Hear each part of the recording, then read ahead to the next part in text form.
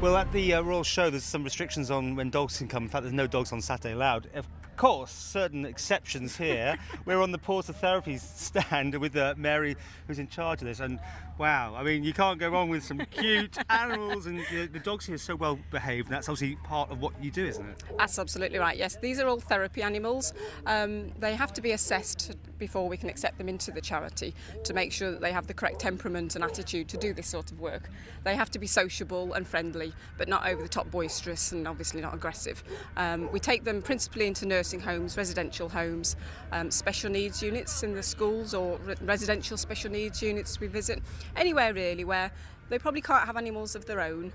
We take them in to give them a bit of canine therapy. Very often, particularly in the nursing homes, obviously people have had animals all their lives, and as well as losing their independence and, you know, a lot of things that they have to give up in order to accept being in these places. They've maybe had animals they've had to either give up, or, you know, they're not able to have their own animals anymore. So we go regularly to try and get them to get used to that particular dog, and look at them as the next best thing to their own pet, really. Sort of befriending them on a part-time basis? Absolutely, yeah. You know, I mean, a lot of them will either save some of their lunch for them, or they'll know particularly that what they like, you know, whether they maybe like having a little game or like having treats or whatever, and the anticipation of the visit is as much a part of the therapy as the visit itself.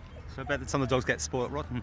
Oh, spoilt isn't the word. I mean, I know when Lucy when we turn into the junction where we visit, Lucy starts barking because she knows where she's going, and she's going to visit all of her friends who are all going to give her biscuits, of course, because when it's tea time or coffee time, they, you know, a bit like as you would.